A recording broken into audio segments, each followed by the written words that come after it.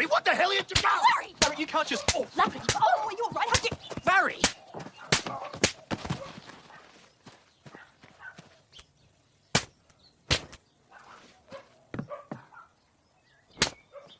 Righto, what's going on here? Sir, I'm arrested. Oh!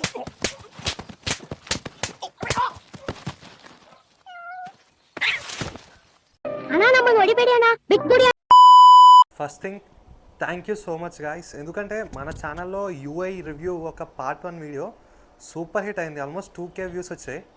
So ఈ వీడియోని కూడా అలానే ఆదరిస్తారని కోరుకుంటున్నా. అండ్ ఒక స్మాల్ రిక్వెస్ట్ ఏంటంటే వీడియోస్ అయితే చూస్తున్నారు కానీ ఛానల్కి సబ్స్క్రైబ్ చేయట్లేదు, కొంచెం అది కూడా చేయండి, ఫ్రీయే కదా. అండ్ అలానే ఇంకా రివ్యూ విషయానికి వస్తే రెండోసారి చూడడం జరిగింది. నాకు చాలానే అర్థమైంది సినిమా, బట్ అర్థమైందంతా నేను వీడియోలో మాట్లాడలేకపోయానేమో అని నాకు ఒక భావన ఉంది. బట్ చాలానే మాట్లాడా, అది చూసి ఎంజాయ్ చేయండి. మరి ఇంకా వీడియోలోకి వెళ్ళిపోతాం. ఒకవేళ పార్ట్ 1 వీడియో చూసుండకపోతే ఇక్కడో ఐకార్డ్స్లో పెడతా, సో చూసండి. ఇంకా వీడియోలోకి వెళ్ళిపోతాం. మరి hi darlings, welcome to our channel Maramanishi. So already నేను యూఐ మూవీ గురించి ఒక రివ్యూ వీడియో చేశాను ఫస్ట్ టైం చూసిన తర్వాత. అది మీలో చాలామందే చూశారు. సో నేను ఆ వీడియోలోనే చెప్పాను, నేను ఈ వీడియో క్లియర్ కట్గా రివ్యూ చేయాలి అంటే నేను ఇంకోసారి చూసి రావాలి. సో ఆల్రెడీ ఇప్పుడు చూసొచ్చా. సో ఈ వీడియోలో మనం ఇన్ డీటెయిల్డ్గా క్లియర్ కట్గా నాకేం అర్థమైంది, ఒకవేళ మీరు చూస్తే మీకేం అర్థమవుతుంది, మొత్తం డిస్కస్ చేద్దాం. అయ్యా చోరాయి లూజ్ నా కొడుకు డ్రెస్ నన్నే అడుగుతున్నారా? నా కొడకలారా, నా ఇష్టం వచ్చిన డ్రెస్ వేసుకుంటారు, నా ఇష్టం వచ్చినట్టు తిరుగుతారు. మీరు ఎవరు అడగడానికి? మీకు ఇలా డ్రెస్ వేసుకుని తిరగాలని ఆశ ఉంది, కానీ వేసుకోరు. ఎందుకంటే మీరు లోకం కోసం బతుకుతున్నారు, నేను నా కోసం బతుకుతాను. అంతే అంతే. నా కొడకలారా, ఒక్కొక్కరి పీస్ చేసేస్తారు నవ్వారంటే. ఇదే ఎంటీవీ సిటీవీ అయితే చొంగ కలుస్తారు, నేను వేసుకుంటే నవ్వుతారా? So first and foremost thing, so ఈ వీడియోలో నేను హౌ ఈస్ యూఐ అనేది ఎక్కువ మాట్లాడతా, అంత ఎక్కువ మాట్లాడను. మేజర్లీ ఈ వీడియో అంతా స్పాయిలర్స్తో and what is UI, what I understood from UI అనేది ఎక్కువ మాట్లాడతా. హౌ ఈస్ యూఐ, ఈ సినిమాను మనం యాజ్ ఎ ప్రోడక్ట్గా ఒక వస్తువుగా చూస్తే మాత్రం ఈ సినిమా చాలామందికి నచ్చదు. ఇన్ఫ్యాక్ట్ నాకు కూడా నచ్చలేదు. ఎందుకంటే మల్టిపుల్ రీజన్స్ ఉన్నాయి. స్టోరీ నరేటివ్ అంత కన్సిస్టెంట్గా ఉండదు, మనకు అంత ఎంగేజింగ్గా ఉండదు. అలానే ఆ వరల్డ్ ఏదైతే క్రియేట్ చేశారో అది అంత న్యాచురల్గా కనిపించదు, చాలా ఆర్టిఫిషియల్ సెట్స్ వేసినట్టు కానీ, లేదా ఏ క్యారెక్టర్కి కూడా మనం కనెక్ట్ అవ్వం, లేదా మనకి రిజిస్టర్ అవ్వవు కూడా ఏ క్యారెక్టర్స్ కూడా. అలానే వాళ్ళ గెటప్స్ కానీ సాంగ్స్ కానీ ఇలా చెప్పుకుంటా పోతే చాలానే ఉన్నాయి మైనస్ పాయింట్స్. సో వీటి వల్ల నాకు సినిమా నచ్చలేదు. కానీ యూఐని మనం ఒక స్టోరీలానో లెసన్లానో చూస్తే మనం మాట్లాడుకోవడానికి చాలానే ఉంటుంది. సినిమాలో ఇనీషియల్గానే టైటిల్ కార్డ్స్ పడేటప్పుడు 2 లైన్స్ వేస్తారు. నువ్వు తెలివైన వాడు అనుకుంటే ఇప్పుడే థియేటర్ నుంచి బయటకు వెళ్ళిపో, మూర్ఖుడు అయితేనే సినిమా మొత్తం చూడు. నేను నా గురించి పక్కన పెట్టండి, ఆ మాటలు విన్నాక మీరైతే ఏం చేస్తారో కింద కమెంట్ చేయండి. నేనైతే ఆలోచించా, ఇప్పుడు ఎవడో చెప్పాడు కదా నేను బయటకు వెళ్ళిపోయి తెలివైన ఉన్నాను ఎవరికి నిరూపించుకోవాలి? ఇప్పుడు నేను 200 పెట్టి టికెట్ తీసా, ఇప్పుడు నేను వెళ్ళిపోతే అది వేస్ట్ అయిపోద్ది, అంటే నేను తెలివి తక్కువను కదా. సో నేను థియేటర్లోనే ఉండాలి, ఎవడో చెప్పిందని నేను ఎందుకు చేయాలని కూర్చున్నా. అది అయిన తర్వాత ఇంకొక లైన్ పడుతుంది, తెలివైన వాడు మూర్ఖుల్లా జీవిస్తాడు, మూర్ఖుడే తెలివైన వాళ్ళ నటిస్తాడు అని చెప్పి. అప్పుడు అర్థమైంది ఈ సినిమా ఎలా ఉండబోతుందో అని. ఎగ్జాక్ట్లీ సినిమా మొత్తం నేను ఎక్స్పెక్ట్ చేసిన విధంగా వెళ్ళింది. ఉపేంద్ర గారు మనకు ఆ స్టార్టింగ్ టైటిల్స్తోనే మనకు ఒక సెటప్ చేశారు మనల్ని, నువ్వు ఇదే చూడబోతున్నావు అని చెప్పి. What is UI? సో ఇది ఒక సినిమాలా కాకుండా ఒక లెసన్గా చూస్తే యూఐ నాకేం చెప్పింది అంటే, మన అజ్ఞానాన్ని మన మూర్ఖత్వాన్ని సెటైరికల్గా అండ్ మెటఫర్స్ యూజ్ చేసి చెప్పిన మూవీ యూఐ.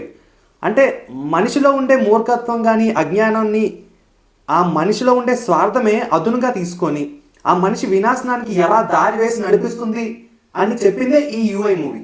ఈ కన్క్లూషన్కి రావడానికి సినిమా నాకు చాలానే రీజన్స్ ఇచ్చింది. ఫర్ ఎగ్జాంపుల్, మన మనుషులు శాంతి కావాలి, భద్రత కావాలి అంటాం, బట్ అవి కావాలంటే న్యూక్లియర్ వెపన్స్ మన దేశంలో ఉండాలంటాం.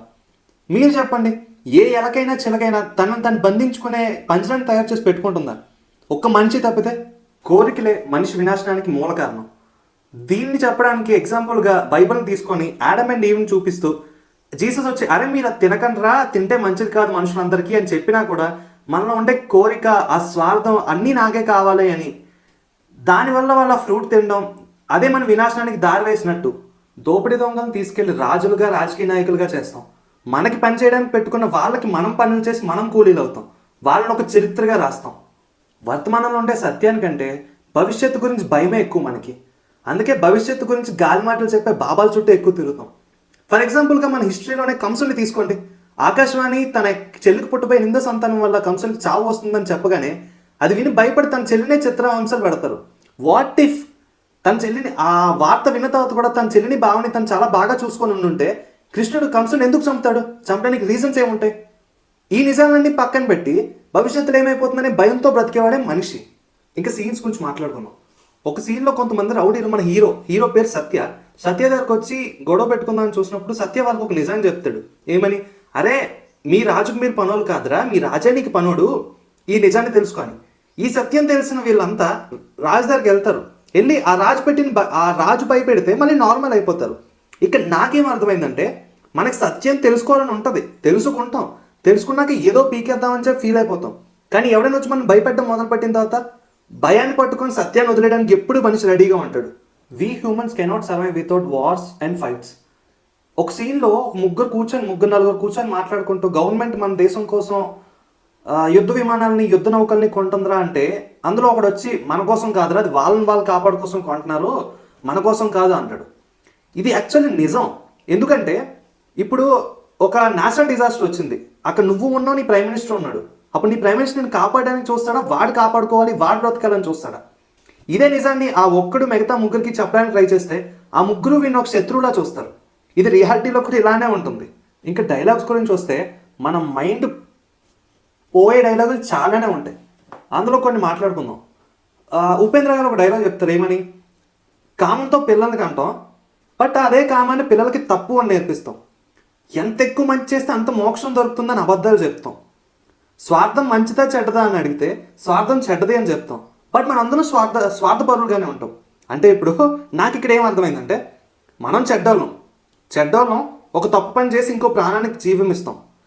ఆ ప్రాణానికి మంచి చెయ్యు, నువ్వు మోక్షాన్ని పొందుతావు అని చెప్తాం. తప్పుడు మనిషి తప్పులు చేస్తే పుట్టినోడు మంచివాడు ఎలా ఉండగలడు చెప్పండి? ఇంకా సినిమాలో కొన్ని చోట్ల మనిషిని జంతువుతో పోలుస్తాడు. ఇంకా ఇన్ఫ్యాక్ట్ మనిషి కంటే జంతువే గొప్ప అనే విధంగా చెప్తారు. అది ఎలా అంటే జంతువులైన అట్లీస్ట్ ఆకలి వేసినప్పుడే తింటాయి వేటాడి, అలానే సీజన్ వచ్చినప్పుడే సెక్స్ చేస్తాయి. బట్ మనిషి మాత్రం ఆడి దగ్గర ఎంత ఉన్నా ఆడికి సరిపోదు, ఆడికి ఇంకా కావాలనే స్వార్థం, అత్యాశ ఎక్కువ ఉంటుంది. ఆడి దగ్గర 1 కోటి ఉంటే 2 కోట్లు కావాలనుకుంటాడు, 1000 కోట్లు ఉంటే 1,00,000 కోట్లు కావాలనుకుంటాడు. నువ్వు ఎంత ఇచ్చినా ఆడికి స్వార్థం ఆగదు, ఆకలి తీరదు అన్నట్టు. అండ్ ఇది ఇలానే కంటిన్యూ అయ్యి ఒక స్టేజ్ దాటేసరికి మనకు తినడానికి తిండి లేకపోయినా సరే కొట్టుకోవడానికి, గొడవ పడడానికి రీజన్ కావాలి. అందుకనే మనకి ఇన్ని దేశాలు, ఇన్ని రాష్ట్రాలు, ఇన్ని భాషలు, ఇన్ని కులాలు, మతాలు ఇవన్నీ పుట్టుకొచ్చిన దానికి రీజన్. మనల్ని విడదీసేది రాజకీయ నాయకులే. మళ్ళీ వాళ్ళే రిటర్న్లో వచ్చి మనల్ని కాపాడుతాం, కలుపుతాం అని చెప్పి మళ్ళీ మనల్నే దోచుకుంటారు. ఇంకా కొన్నిసార్లు రాజకీయ నాయకులు వచ్చి, ఇంకా ఫర్ ఎగ్జాంపుల్ రియాలిటీలో కూడా వచ్చి ఇండియాలో మేము ఇంకా 10 కోట్ల మందికి ఉచిత బియ్యాన్ని ఇస్తున్నామని చెప్పి అడ్వర్టైజ్ చేసుకుంటారు కొన్ని పార్టీలు. నేను ఒక క్వశ్చన్ అడుగుతున్నా, అంటే 10 కోట్ల మంది ఇంకా ఇండియాలో నువ్వు ఇస్తే కానీ ఫ్రీగా తినలేని పరిస్థితుల్లో ఉన్నారా? ఈ ఆలోచనకి ఎవరికి రాదు. మన దగ్గర తినడానికి తిండి ఉండదు కానండి, మన ఆత్మరక్షణ కోసం, మన దేశ రక్షణ కోసం అని చెప్పి మిసైళ్ళు, రాకెట్లు, యుద్ధ విమానాలు, యుద్ధ నౌకలను తెచ్చిపెట్టుకుంటాం ఎంతో ఖర్చు పెట్టి. ఇవి నీకు తెలీదా? నేను చెప్తేనే నీకు తెలుస్తుందా? అంటే ఇప్పటి వరకు నీకు ఈ నిజాలు ఏవి తెలీదు. మనం ఎలా అయిపోయామంటే మనకి చేదు నిజాల కంటే కూడా తేనె పూసిన తీపి అందాలకి, అబద్ధాలకి ఎక్కువ వాల్యూ ఇస్తాం. అందుకనే ఆ సెలబ్రిటీ ఆ ఇంట్లో ఏం చేస్తున్నాడు, ఈ రాజకీయ నాయకుడు ఈ ఊళ్ళో ఏం చేస్తున్నాడు ఇంత పక్కన పెట్టు. ఆ రీజన్ వల్లే నేను సొల్లు కాచుకుంటూ సినిమాకి 2వ సారి కూడా వెళ్ళాను. అండ్ నువ్వు కూడా ఖాళీగా ఉండబట్టే నోరు ఎలబెట్టుకుంటూ ఈ వీడియో చూస్తున్నావు. ఇవన్నీ నా మాటలు కాదు, ఉపేంద్ర గారు సినిమాలో చెప్పిన మాటలు. సో ఇలా మాట్లాడుకుంటా ఉంటే వీడియోలో సినిమా గురించి చాలానే మాట్లాడుకోవచ్చు. ఆ సినిమా అర్థమయ్యేలా మాట్లాడడానికి ఇంకొక సినిమానే తీయొచ్చు. సో ఇది లెంత్ ఎక్కువ అవ్వకూడదు, ఇక్కడతో ఆపేద్దాం అని చెప్పి ఇక్కడతో ఆపునా. సో ఇక్కడతో